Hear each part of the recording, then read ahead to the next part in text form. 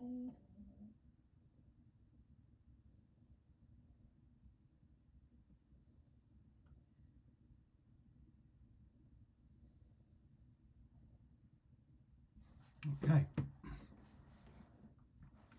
live in the studio, creating character 3 for my animation. As you can see, it's a flying creature, the steed for Oannes and Raptor Himanicus, the symbiotic duo. This will be, well, as you can see, it's quite a large flying creature that we'll be able to travel around on. And just close in on the face, so you can see it's in the same keeping, same style as both the other characters. He has got some teeth and some scleras as well, but this is just roughing it out right now, so I thought someone may be interested in seeing it. As you can see, I'm doing more human-like arms and legs, deltoids, biceps, triceps, and you can see I'm building.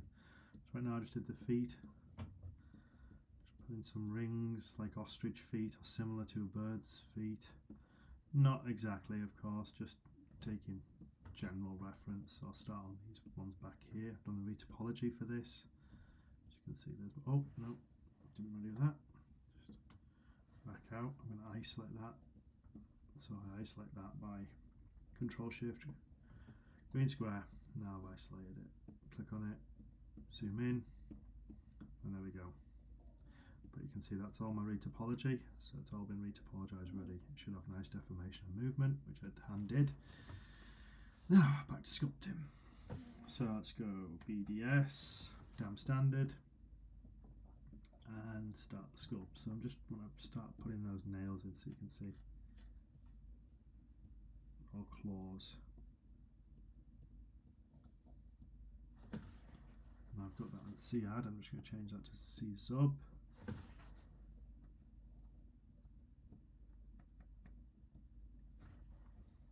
Maybe I do want it on add.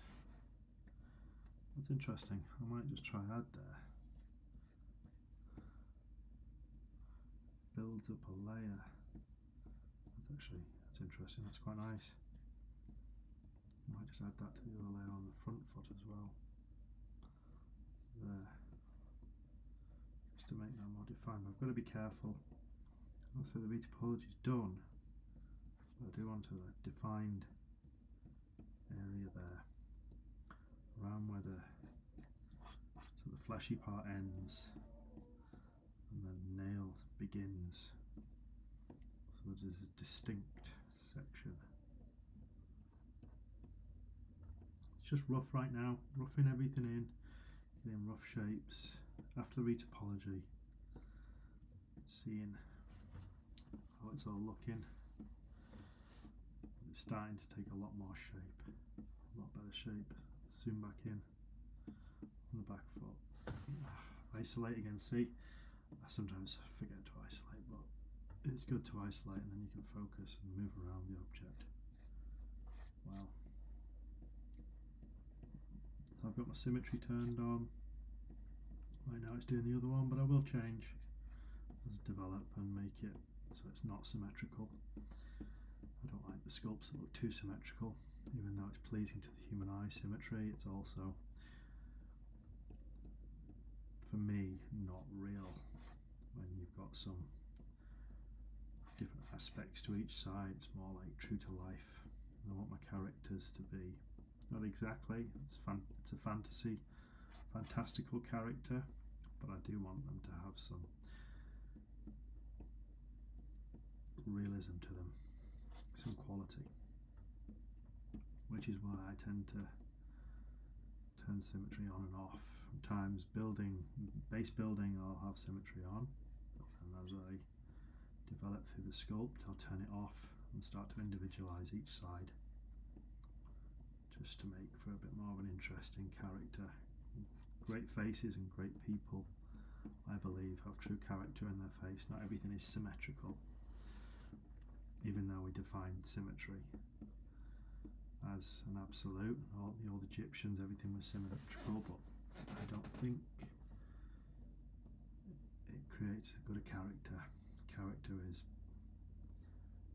undefined differences. Okay, so I've done that.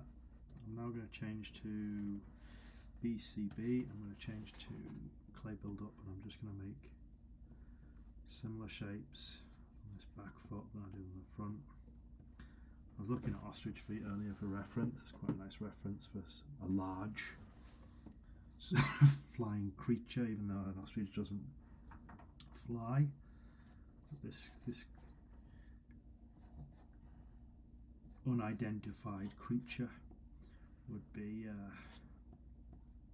something that would be able to move on land quite quickly, but also be able to fly. So I thought the ostrich foot might be a nice reference for this. Obviously I don't want to copy completely because I want it to be a completely original character. It's nice doing your studies and in school or wherever you were, doing your birds' feet. I always remember my teachers wanting actual real reference rather than imagery. Made it even better, but it's practice. Keep practicing all those elements, and then I finally come to a point where I have the confidence to build on the basis that I've built over years and years and years.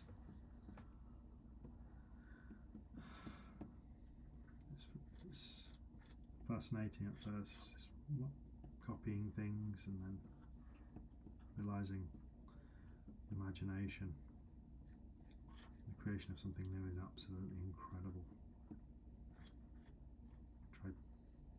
Painted for a few years, loved sculpting. When I stumbled across ZBrush and Blender and Substance Painter, I just couldn't restrain myself. It was absolutely what I wanted to be doing. I always loved art and design in school and sculpture, painting and drawing, and I moved into some paintings, the landscapes and the classics, and people trying wildlife, and did all those things. And I really didn't feel I was enjoying it as much as I liked, especially if it was a hobby that made the occasional sale. So when I watched some individuals on YouTube and discovered these softwares, my imagination started to run wild, and then I started to formulate ideas. Now I have a nice basis, 2 characters whereupon I can begin a short story. I've already done my first, which is released on this channel. I'm excited to get this 3rd creature in there and start building. I've just improved my environment, a small little planet. I can extend on that, but I also did that, design that, and then put it in. I like to have everything my own, especially if I'm telling a little tale, rather than purchase. There's something in the creation of your own assets that is incredible. So yeah, as you can see, I just rough with the clay build-up. Clay build-up is a fantastic brush. I'm a big fan of the dam standard as well. I like just carving away. I don't mind the undulations. Some people like it smooth, but I like those aspects. Then I'll perhaps smooth them out later, and then add some blemishes, and then look into details using some alphas for skin details.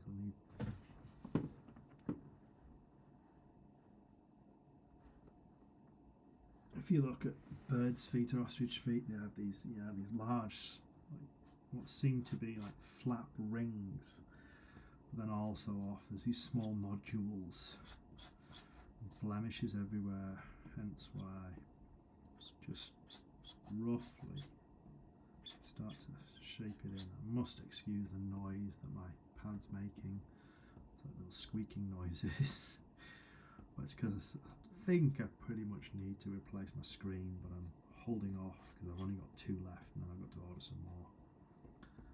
So perhaps I'll do that over the next few days. Again, just a few rings, flaps, bulges in the feet. Hopefully, I'm just going to check in on my retopology, see how it's affecting. I don't want to go too much. As you can see, these ripples are not affecting my topology too much. It should deform nicely still. Took me quite a while with this character. There's the base of the foot. You can see how I did it all with quads. Deformation there should occur nicely. There's lots of room in there and there. Just turn that back off. A bit more over here. Now this morning's sculpting the new character, and then this afternoon I'm going to jump back into the animation part and do some new camera views on the same animation. I just want to release that animation one more time, where he's defining the first section of the characters and who they are. And I just would like to work on some camera views, so I'm going to work on the camera flying into the scene, emphasizing the new environment a little bit more, and then going into what's occurring in the scene. Maybe I'll do some different camera angles for the jump. It was quite close up before because my face details, I'm quite happy with the face details and what's occurring with everything within those characters. And the raptor Himmanicus is quite small, but this time I think I'll do some full body action. So yeah, as you can see, just quickly add in some detail. Just to zoom out a little bit.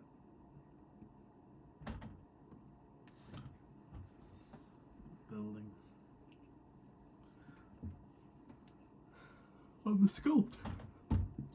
What's occurring? Let's zoom back in and just make this so each section can naturally muscle tones.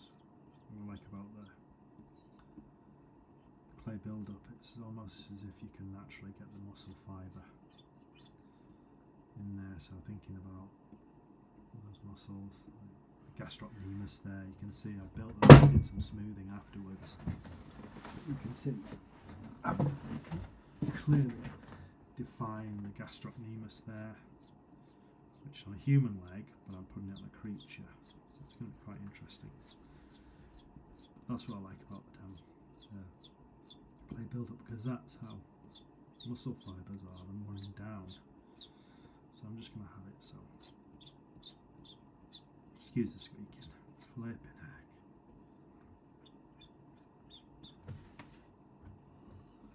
I'm going to go back, see, got his quads. There is medialis. Put a bit more into his medialis. There. Build on it. Biceps femoris in the middle here. Define the top, I think, a bit more.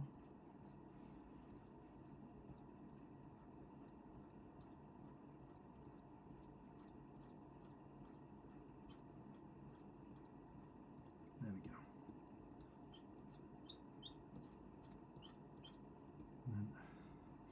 Right, there's your problem.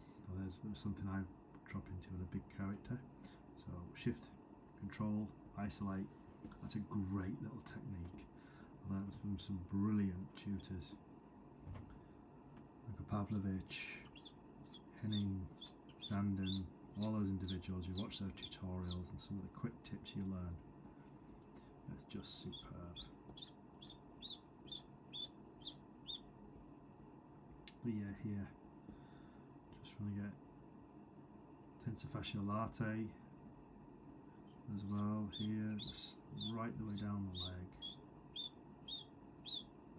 Oh, my screen is squeaking away, flipping heck. Semitendinosus, I've got my semitendinosus there. On the inside, semimembranosus there. Building on it. My semitendinosus is on the inside, the middle one. The middle one's the membranosus, isn't it?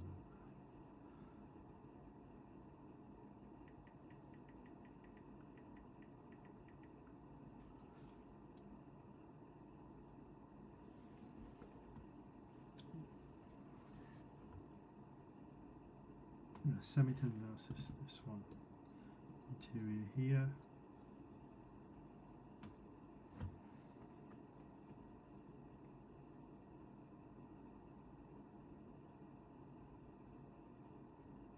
Biceps femoris.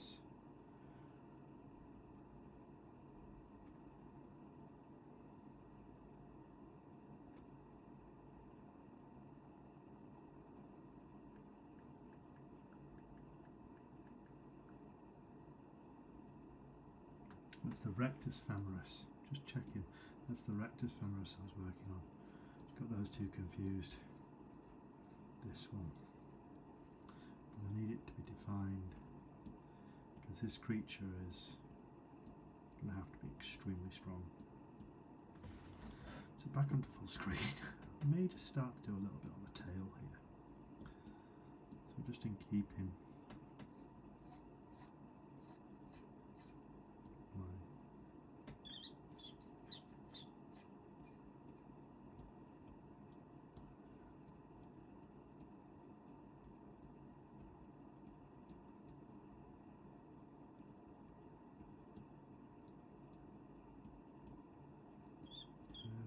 go.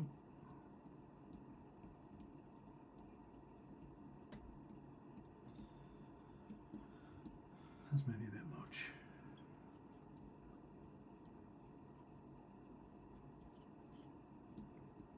You see, it starts to take shape. You may recognise that shape.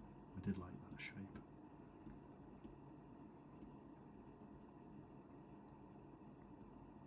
Not bad at it. I need to bring in some features. Excuse me. Bring it down a bit, size-wise. Add as if there's some sort of muscle definition in the tail there. So I tend to do that, so it just appears, and it's just with the standard clay build-up. A little bit out, but as you can see, just quite quick movements. It just appears then. It's almost like when you're looking at a well-defined muscular individual, you see the muscle fibers. I think it's very easily seen on wild animals, like a lion or a bears are more difficult to see that kind of thing, but short-haired animals, even your own dogs, you can see the muscles underneath.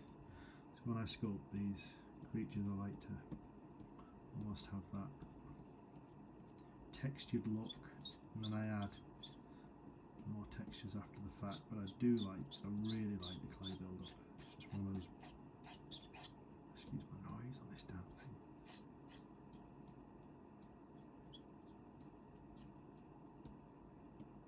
Now I think I'll have it just spiraling out around. The muscle will be kind of going round the tail, curling around. Just take a look. Okay. It's coming on, and I tend to move around my sculpture once I feel I've done one section, and then over that section I might try and do something else somewhere else. Just take a look, roughing it in. As you can see, my underside's really underdone right now, so I'm going to have to do some work here.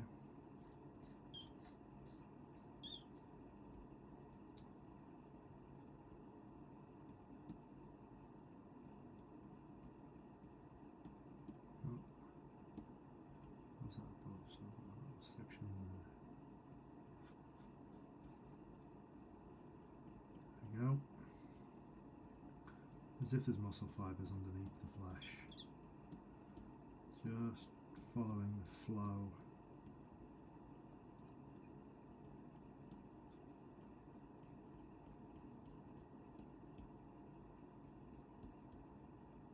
Because if it was like a back or a tail would have, similar to how the rhomboids or the lats go, start to build out, muscle fibres run across, and this creature would have immense muscles structure to hold this tail in place while in flight. Still quite slender, but it would be solid muscle, so it stayed in place while flying. So I want to build something that really wouldn't be too outlandish, that this creature may fly. If you look at pterosaurs and things like that, how massive they were, they still managed to fly. But I don't want something cumbersome, I want something agile on the ground as well, so it might be quite difficult for this thing to fly. But it's got quite a large wingspan, and the wings are membrane, so it's certainly, if it had land speed, I think it could get into the air. I think this large tail, it's not too large as in thickness, but I think it would be quite capable and quite good in the air as well. It would certainly be fun to see it animated, seeing the rigging part. The rigging part is really quite challenging, but it's just fascinating as well, working out things. And I think I'll have little movements in the tail and the wings, and that's going to be fascinating, working that section out. So I think I'll just move on to the face, because this is quite an important area. I did quite a lot of work here already. So you can see my topology here in the face. Yeah, I've got some nice rings around the eyes. I think I was building this. Yeah, build this up a little bit again. Build this up. These defined features. That's one thing I find. Really quite spectacular creatures, of dragons and things. These immensely defined areas. I don't mind sometimes the clay build-up sort of adds a little bit uneven areas.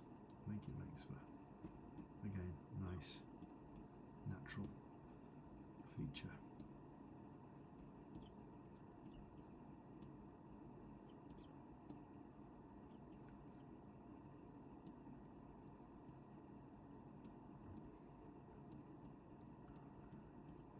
Bob Ross used to say, happy little accidents. And then you go back over them and you think, oh, perhaps you can use these.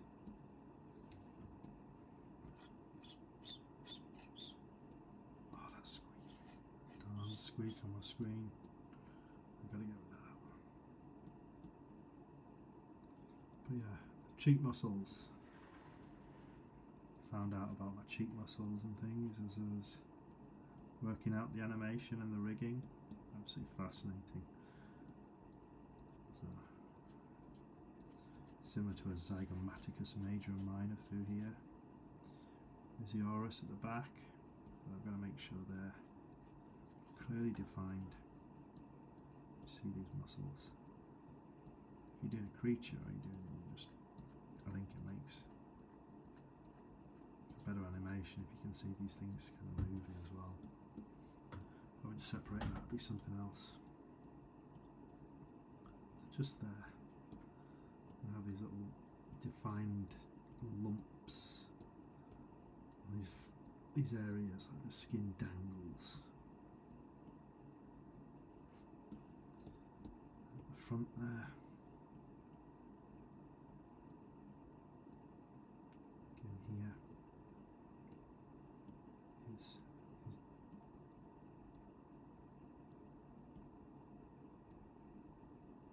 jowls hanging down.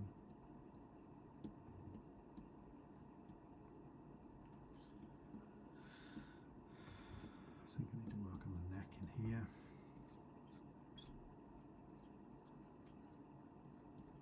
It's sort of floppy,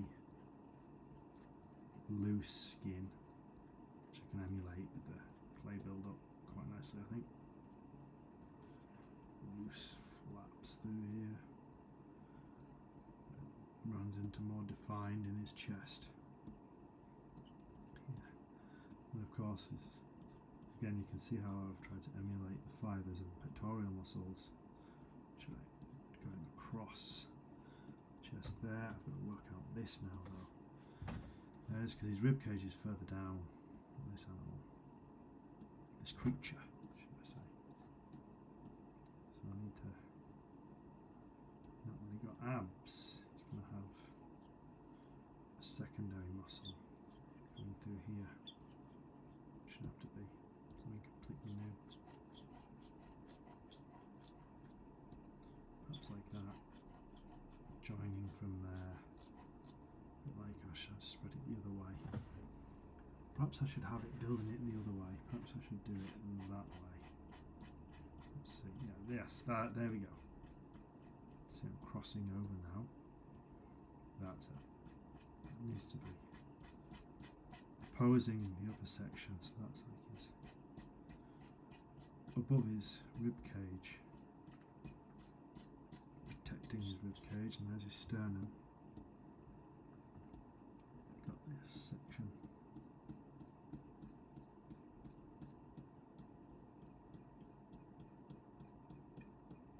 Building up, it's quite nice actually. Yeah. It's taking shape. It's taking shape. Oh, you can see that's defined one of his ribs. Just want some sinew between that build up. Right there, again, I come into the problem where I've got to isolate. Just isolate, and then there. It's taken away now. Isolate. There we go. Zoom in, and now I can build. Get that sort of sinew in between. Just nice flowing strokes. Nice and loose, not too tight.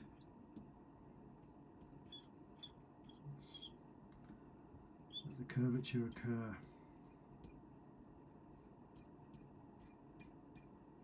Yeah, there we go. Just lightly building.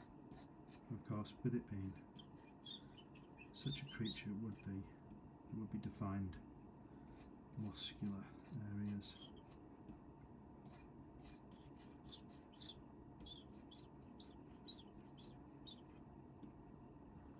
Back, really roughed it at the moment, so this is going to take a bit of work. So I need to get the idea of sort of a spine of some kind, not like a normal spine, but perhaps some curvature here and here, thing here and here.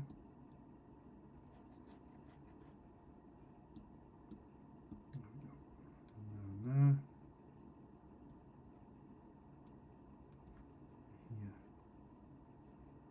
Whether I need to put anything in between, let's see.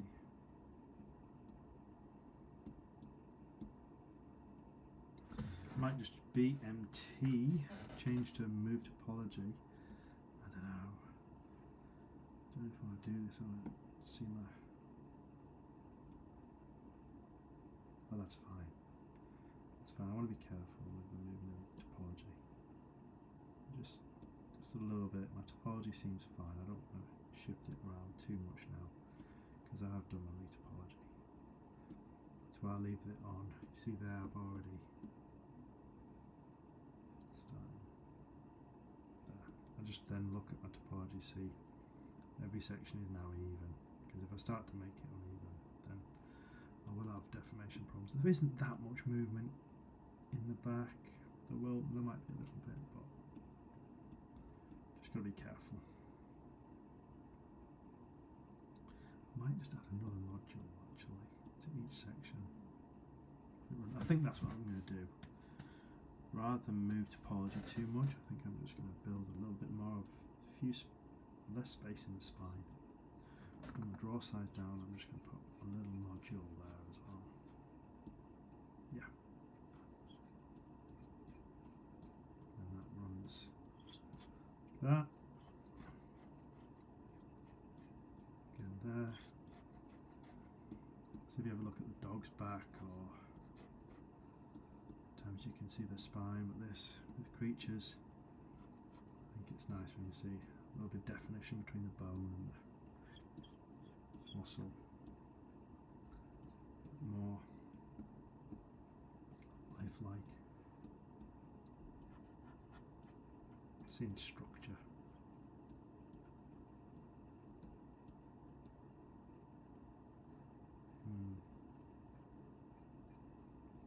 I'm undecided now about this.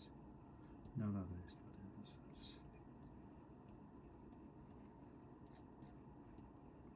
these curves.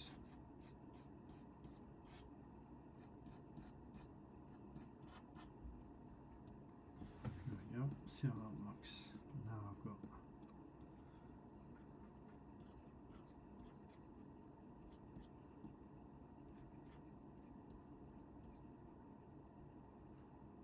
Up a bit.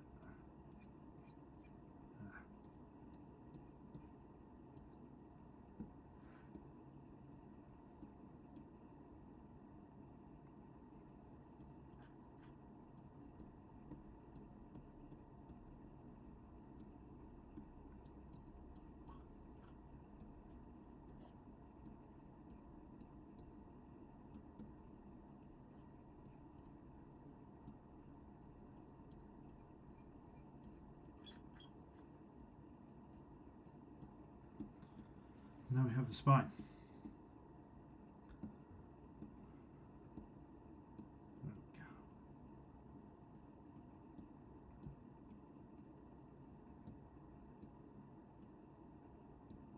Now I've got to do that right along now. That looks better.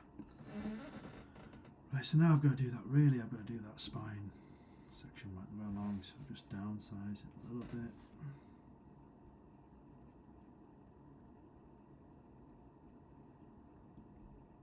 Even out the spacing a little bit more for the tail.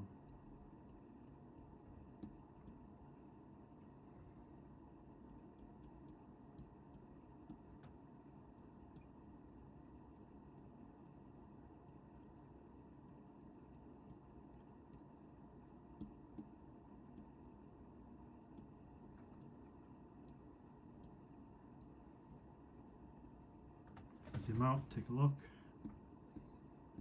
Okay. That's starting to look a bit more like a spine. Okay, I think I'm going to leave it there. Go and grab a cup of tea, but you get to see my process with this sculpt, and then looking forward to getting into a new animation this afternoon. Thanks for tuning in. Cheers.